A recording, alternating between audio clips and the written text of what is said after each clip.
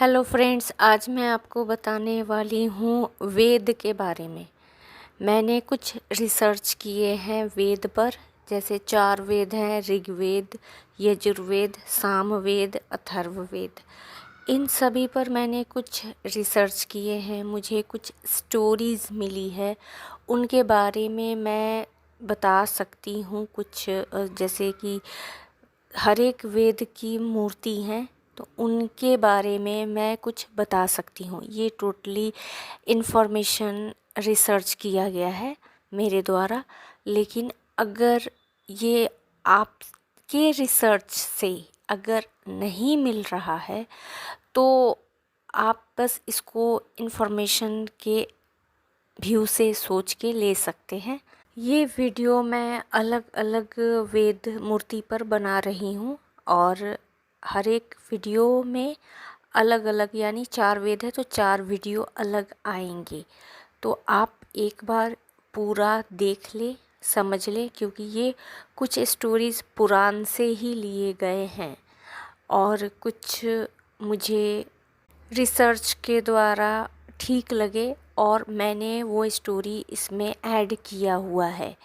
तो आप ये वीडियो को जस्ट इन्फॉर्मेशन के व्यू से एंजॉय करें। तो आज का वीडियो है सामवेद पर और सामवेद मूर्ति के ऊपर।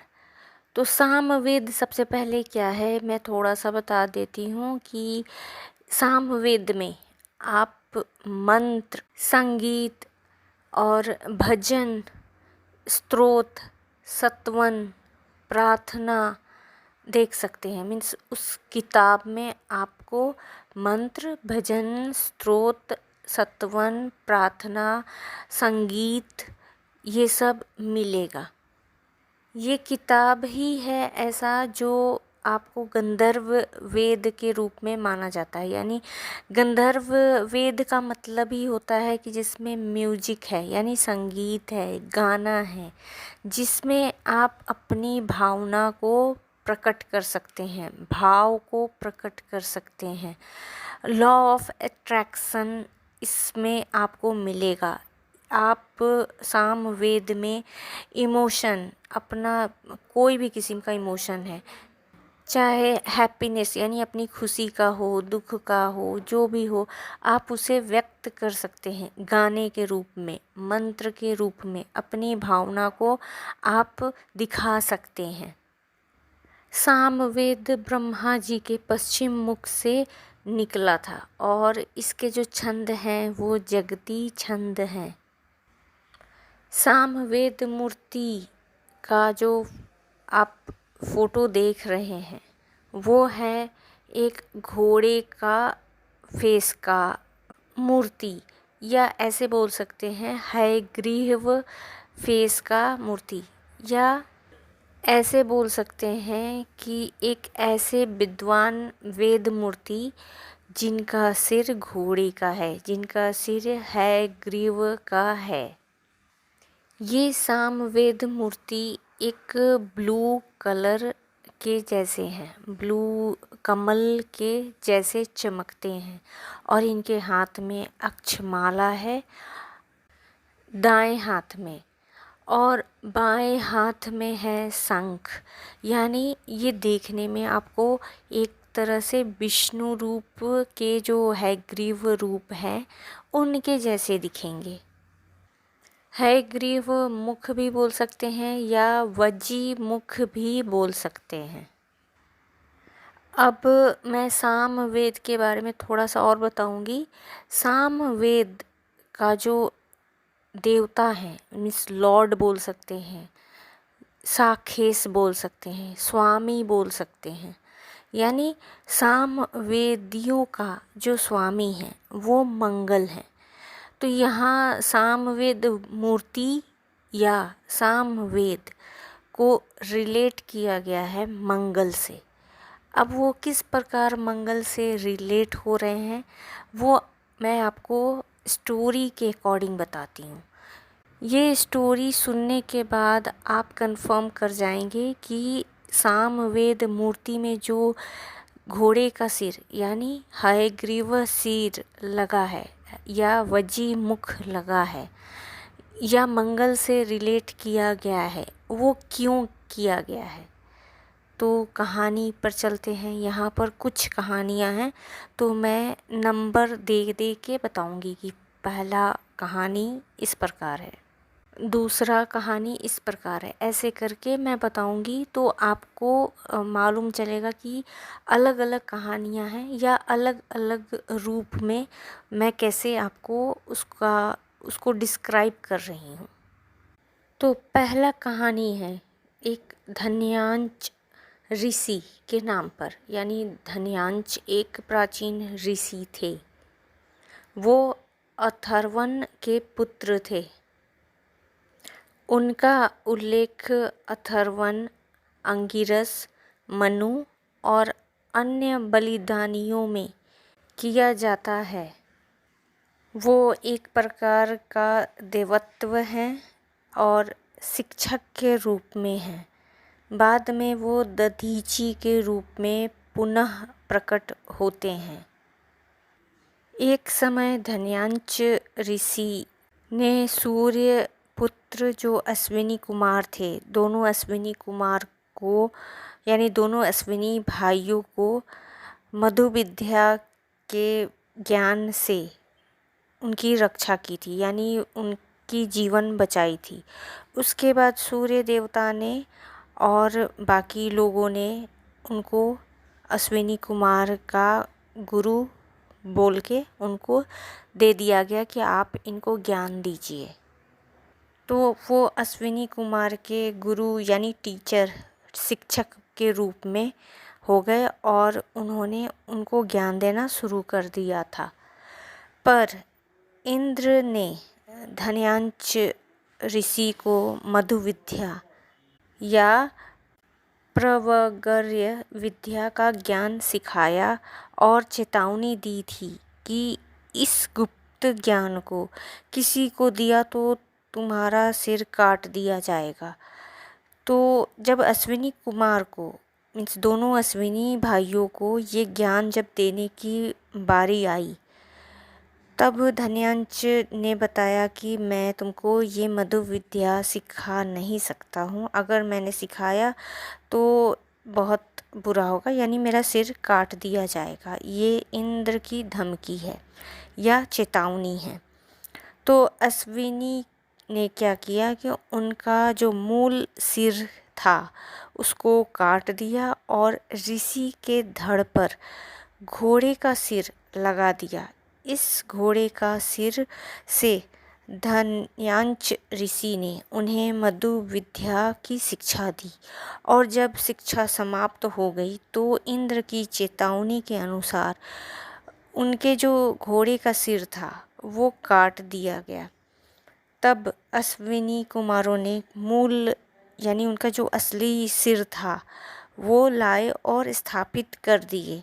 तो ये था फर्स्ट एक स्टोरी जिसमें घोड़े का सिर से सिखाया गया, ज्ञान दिया गया। यानी घोड़े का सिर का मतलब ही हुआ कि कोई ऐसा व्यक्ति जो सिखाते हैं और ज्ञान से भी जुड़ा हुआ है। या यूँ बोल सकते हैं कि हैग्रीव का मतलब ही हुआ ज्ञान देना, ज्ञान से रिलेटेड होता है। बाद की स्टोरी ये है कि घोड़े का जो सिर जो काट दिया गया था वो एक झील में फेंक दिया गया था और उस झील में से घोड़े का सिर वो निकालकर इंद्र ने महाभारत के टाइम में बहुत सारे असुरों को मारा था। ऐसा कहानी लिखा गया है पुराण में। नेक्स्ट दूसरा स्टोरी यानी दूसरा कहानी ये ऐसे है कि अश्विनी कुमारों को जो वेद या वेदों का अश्व सिर मंत्र नहीं देना ऐसा मनाही किया गया था और अगर कोई उस मंत्र को देगा तो उसके सिर के हजारों टुकड़े हो जाएंगे, ऐसा बोला गया था। तो सुनने में ऐसा आता है कि अश्विनी कुमारों ने जब घोड़े का सिर धन्यांच ऋषि के सर पर लगा दिया था और जब वो ज्ञान मिल गया उनको, अश्विनी कुमारों को, तो वो जो सिर था, हयग्रीव सिर, वो 1000 टुकड़ों में टूट गया। और फिर जो असली जो सिर काट के अलग हटाया गया था, वो सिर अश्विनी कुमारों ने फिर से धन्यांश ऋषि के सिर पर लगा दिया था। ये है दूसरा स्टोरी। यहाँ भी हयग्रीव मुख ने ही ज्ञान दिया था अश्विनी कुमारों को। तीसरा कहानी ऐसे है कि विष्णु भगवान ने एक बार हयग्रीव मुख का रूप लिया था, एकदम नीले वर्ण का। और सभी को पता है कि एक हयग्रीव राक्षस को मारने के लिए वो हयग्रीव रूप का अवतार हुआ था। और वो जो राक्षस था, हयग्रीव राक्षस, उसने वेदों को अपने में समाहित कर लिया, अपने मीन्स खा गया था, पेट में रख लिया था, जिससे बचाने के लिए विष्णु रूप हयग्रीव ने उस राक्षस से लड़ाई की थी और वेदों की रक्षा की थी। तो यहाँ फिर से हयग्रीव मुख ही आते हैं जिन्होंने वेदों की रक्षा की थी। वेद यानी ज्ञान, ज्ञान की रक्षा की थी, गलत हाथों में नहीं जाने दिया था। तो ये था तीसरा स्टोरी। अब चौथा कहानी के बारे में जानते हैं। चौथा कहानी ये है कि सामवेद को गंधर्व वेद बोलते हैं। तो गंधर्व का मतलब क्या हुआ? गंधर्व का मतलब हुआ कि कोई घोड़े का सिर वाला दिव्य प्राणी जो सूर्य के निकट निवास करता है या स्वर्गीय जल में निवास करता है, वो लोग सुगंधित पोशाक पहनते हैं और भावुक होते हैं। या तो वो आधे चिड़िया के शरीर वाले होते हैं या तो आधे घोड़े के शरीर वाले होते हैं। और संगीत में एकदम अच्छे होते हैं, संगीत में कौशल होते हैं, पवित्र सोम पेय की रक्षा करते हैं। और ये गंधर्व ब्रह्मा जी की हंसी से उत्पन्न हुए थे। तो यहाँ पर जो साम वेद में गंधर्व वेद माना जाता है, इसमें म्यूजिक यानी संगीत से रिलेट किया जाता है, भाव भावना से रिलेट किया जाता है, इमोशन वो व्यक्त कर सकते हैं, ऐसा दिखाया गया है। तो सामवेद के जो और गंधर्व हैं, वो गंधर्व भी घोड़े के सिर वाले होते हैं। ऐसा बहुत जगह मैंने पढ़ा कि गंधर्व घोड़े के सिर वाले ही होते थे, बहुत ज़्यादा मात्रा में। और या तो चिड़िया, आधे चिड़िया के फेस वाले और आधे घोड़े के सिर वाले होते थे। तो ये था एक कहानी या एक इन्फॉर्मेशन जिससे मैं ये रिलेट कर सकती हूँ कि क्यों घोड़ा मुख यानी हयग्रीव मुख रखा गया है सामवेद मूर्ति का। अब पांचवी कहानी। एक कच्छीवन नाम के एक व्यक्ति थे जिन्होंने अश्विनी कुमारों की महिमा बहुत की है। तो कच्छीवन ने एक प्रश्न पूछा, मीन्स वो वेद में बहुत अच्छे थे। तो एक बार वो गए एक समारोह में और वहाँ पर उनको पता चला कि एक ऋषि हैं, उनका नाम है प्रियमेध या प्रियमेघ ऐसे बोल सकते हैं। तो कच्छीवन ने एक प्रश्न पूछा एक ऋषि प्रियमेघ से कि ऐसी कौन सी चीज़ है जिसे यदि जलाए तो उससे थोड़ी सी भी रोशनी ना हो। तो वो ऋषि प्रियमेघ ने बहुत ढूंढा लेकिन उनको वो पता नहीं चला और उनकी मृत्यु हो गई। फिर उनकी अगली पीढ़ी ने पता लगाने की बहुत कोशिश की लेकिन उन लोगों ने भी पता नहीं कर पाए, उनकी भी मृत्यु हो गई। फिर नेक्स्ट जनरेशन, मतलब पीढ़ी दर पीढ़ी थी, वो प्रश्न को ढूंढते रहे और ऐसे करते करते 8 पीढ़ी नहीं खोज पाई और 8वीं पीढ़ी पूरा मतलब उनका डेथ हो गया। 9वीं पीढ़ी जब आई तो उसमें एक बालक पैदा हुआ, उसका नाम था शाकम्भव। तो उसको पता चला कि 8 पीढ़ी से एक प्रश्न का जवाब नहीं मिल रहा है, तो उन्होंने थोड़ा इस पर खोज किया कि कैसे निकाला जाए कि ऐसी कौन सी चीज़ है जिससे जलाने से उसमें थोड़ी सी भी रोशनी नहीं होती। तो उन्होंने बहुत खोजा और खोजने के बाद एक दिन उन्होंने क्या किया कि एक सामवेद की एक श्लोक को एक निर्धारित सुर में गाना शुरू किया और इसके साथ ही उसे प्रश्न का उत्तर मिल गया। वो कच्छिवान के आश्रम गए और कहा कि जो मनुष्य केवल स्तोत्र गाता है, साम नहीं, तो वो गायन उस अग्नि के समान कहलाता है जिसमें प्रकाश पैदा नहीं होती।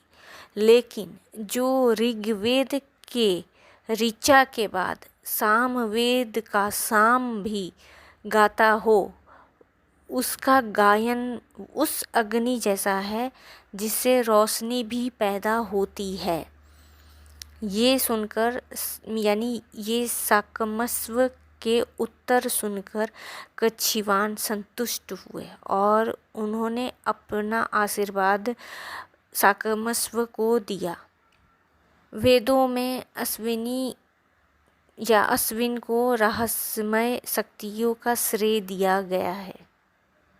तो यहाँ अश्विनी कुमार भी कैसे दिखते हैं, उनके भी मुख घोड़े का ही होता है। तो ये था 5वां स्टोरी। अब छठे स्टोरी की तरफ चलते हैं। छठे स्टोरी है एक तुम्बुरु गंधर्व के बारे में। तो जैसे कि मैंने बताया था कि सामवेद को गंधर्व वेद भी बोला जाता है और तुम्बुरु एक गंधर्व थे। इनका फेस घोड़े का था, मतलब इनका हैग्रीव मुख था और कितने लोग उनको भगवान विष्णु का एक अवतार भी मानते थे, ऐसा मैंने सर्च किया है। तो उनका जीवन और उपदेश भक्तों के लिए मार्गदर्शन का कार्य करता था, उन्हें धार्मिक मार्ग पर चलने के लिए प्रेरित करते हैं। यानी वो बहुत सारे लोगों को एकदम प्रेरित करते थे, धार्मिक मार्ग पर चलो। ऐसा भी सुनने को आता है कि तुम्बुरु का एक बार क्या हुआ कि पिता से आमना सामना हो गया, यानी उनके पिता थोड़ा असुरी शक्ति का साथ देना चाहते थे, लेकिन तुम्बुरु का थोड़ा ब्रह्मांड की रक्षा के लिए, जैसे विष्णु भगवान कैसे धर्म की रक्षा करते हैं, वैसे ही वो भी अडिग रह गया धर्म की रक्षा पर और बलिदान दिया धर्म की स्थापना करने के लिए।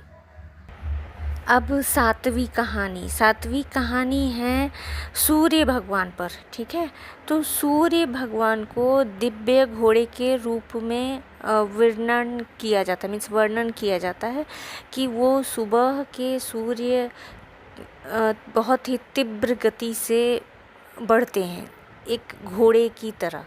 मीन्स वो एकदम तीव्र गति का प्रतीक माना जाता है सूर्य को। और धन्यांक वह पुराना चंद्रमा हो सकता है जिसकी हड्डियाँ उसके मरने पर तारे बन जाती हैं।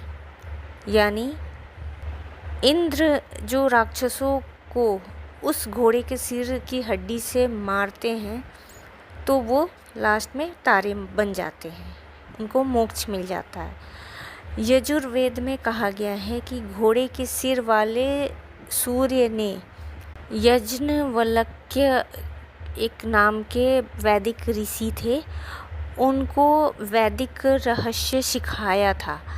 इस प्रकार सिर यानी घोड़ा, सिर और सूर्य गुप्त ज्ञान से जुड़े हैं।